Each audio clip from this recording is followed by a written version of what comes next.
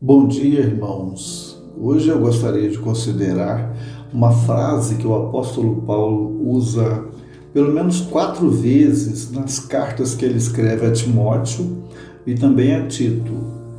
E esta frase que o apóstolo Paulo usa é: fiel é a palavra, ou fiel é esta palavra.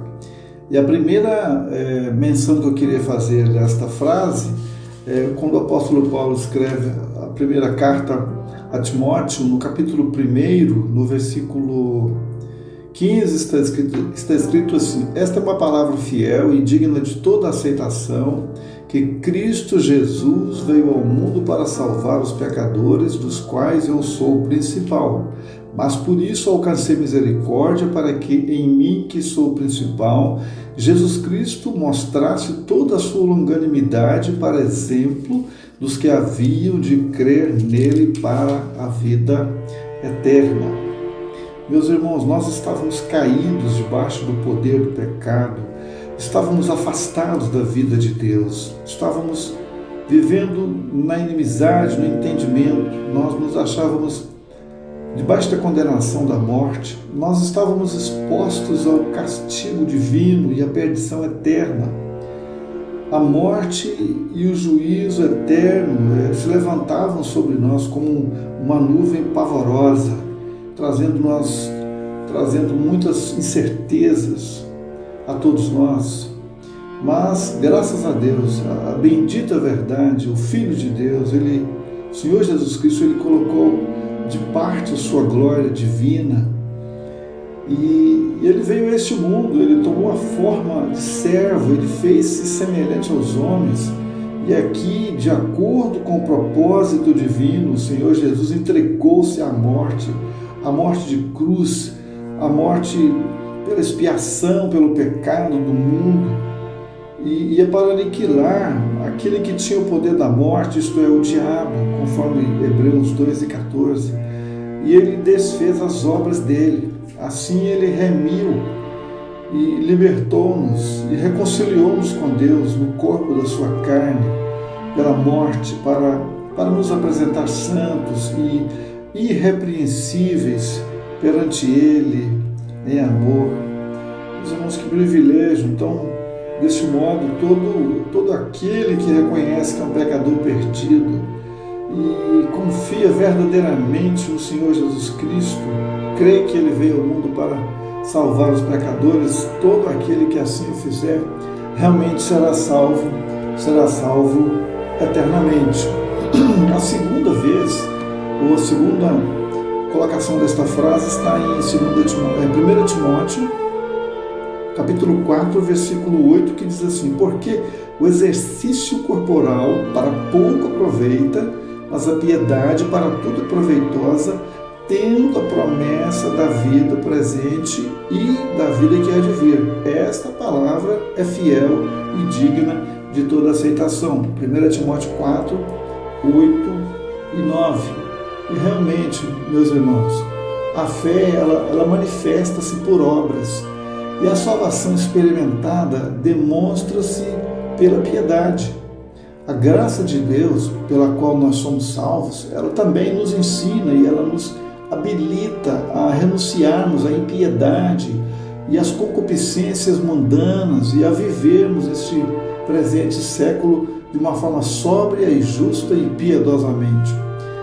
A piedade é a coisa mais proveitosa que há no mundo.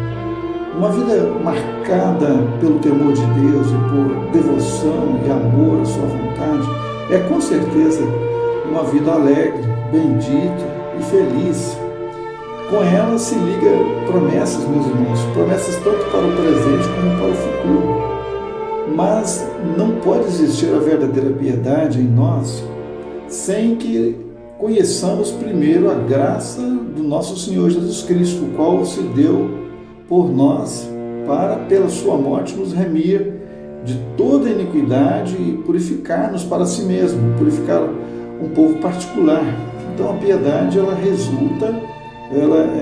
vem de um conhecimento da graça divina, a graça e o amor revelados através do Senhor Jesus Cristo. E a terceira vez que o apóstolo Paulo menciona esta palavra está em 2 Timóteo 2, 11 e 12. Fiel é esta palavra, que se morrermos com ele, também com ele viveremos. Se sofrermos, também com ele reinaremos. Aqui temos a grande verdade nos seus termos mais simples. Viveremos com ele por termos já sido identificados com ele na sua morte. É pela morte que nós chegamos à vida. O nosso velho homem foi com ele crucificado, conforme Romanos 6 e 6. Meus irmãos, somos chamados a considerarmos-nos mortos para o pecado e vivos para Deus em Cristo Jesus, nosso Senhor. O apóstolo Paulo pergunta lá em 1 Coríntios, capítulo 10, versículo 10, porventura o cálice de bênção que abençoamos não é a comunhão do sangue de Cristo? Isto é, a comunhão da sua morte? E com esta verdade, meus irmãos, está intimamente ligada à ideia de sofrimento que, por sua vez, está também ligada ao nosso último ponto, que é a piedade. Lemos em 2 Timóteo, todos os que querem viver piedosamente em Cristo Jesus serão perseguidos. 2 Timóteo 3 e 12. E mais, a vós vos foi concedido em relação a Cristo, não somente crer nele, como também padecer por ele. Mas como é grande a consolação desta palavra fiel, que se sofrermos, também com ele reinaremos. Isso tem enchido com muita consolação e um santo gozo um número muito grande de crentes, de filhos de Deus. Os nossos corações e os corações de milhares de outros irmãos têm sido agraciados com essa verdade muito preciosa. Então, irmão, devemos procurar que sejamos fiéis, sejamos prontos a identificar-nos com o nosso Salvador, com o nosso Senhor e Salvador Jesus Cristo. E a última ou a quarta vez que nós encontramos esta frase está em Tito, capítulo 3, versículo 8. Fiel é esta palavra, e isto quero que deveras afirmes, para que os que creem em Deus procurem aplicar-se às boas obras. Nesta mesma epístola, lemos como o Senhor morreu para remir e preparar para si um povo zeloso de boas obras. Está no capítulo 2, no versículo 14. Meus irmãos, a grandeza do amor que nos tem sido manifestado e a glória daquele a quem agora nós pertencemos devem, sem dúvida, quando devidamente apreciados, deve tornar-nos zelosos em ver que em nada o desonremos pelas nossas obras. Nós somos lembrados aqui das palavras do apóstolo Paulo: operai a vossa salvação com temor e tremor, porque Deus é o que opera em vós, tanto o querer como o efetuar, segundo a sua boa vontade.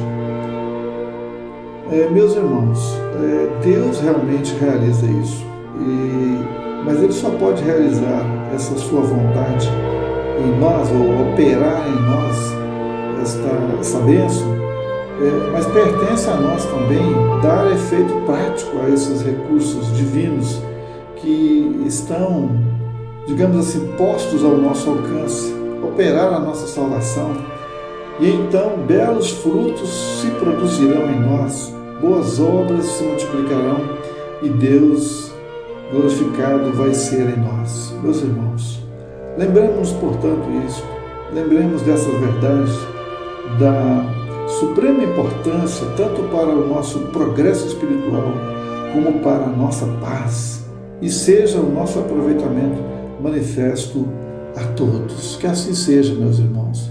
Amém.